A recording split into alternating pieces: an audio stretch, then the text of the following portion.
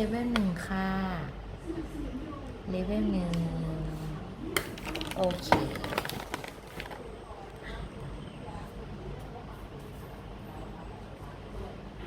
เลเวลหนึ่งจะเป็นแท่งยาวๆเพื่อให้เด็กเขาจับได้ง่ายๆแล้วก็ texture จะเป็นแบบละลายไปในปากไม่ได้ต้องให้เคี้ยวเยอะยิ้มหน่อยค่ะยิ้มหน่อยค่ะอร่อยไหมคะ delicious yummy happy girl yummy yum yum yum yum yum yum yum เคี้ยวได้นะคะเก่งมากยำยำยำยำยำอร่อยไหมเคี้ยวด้วยยำยำบ๊ายบายค่ะบ๊ายบายค่ะต่อไปเลเวล2ค่ะ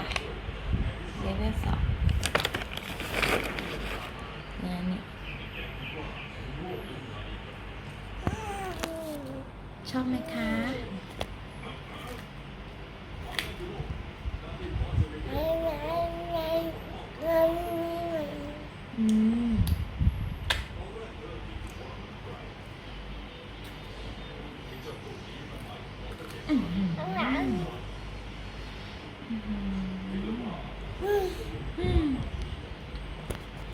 ทำหน้าสวยๆสิเป็นยังไง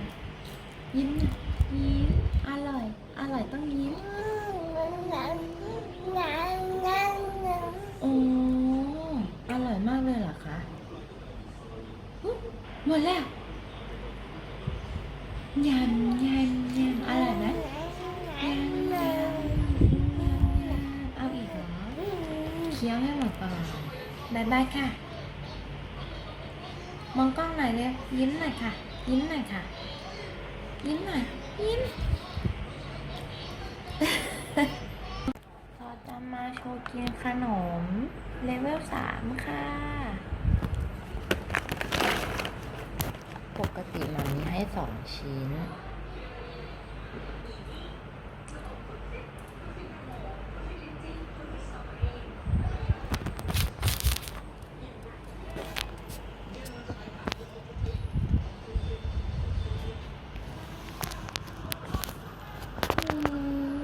ยิ้มหน่อยสิคะยิ้มหน่อยค่ะยิ้มหน่อยเคี้ยวยำยำยำยำยำยำ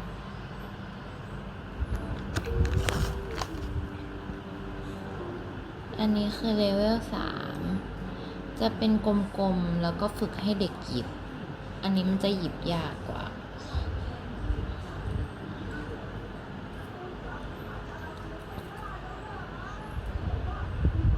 ยิ้มหน่อยค่ะยิ้มให้กับกล้องหน่อยค่ะ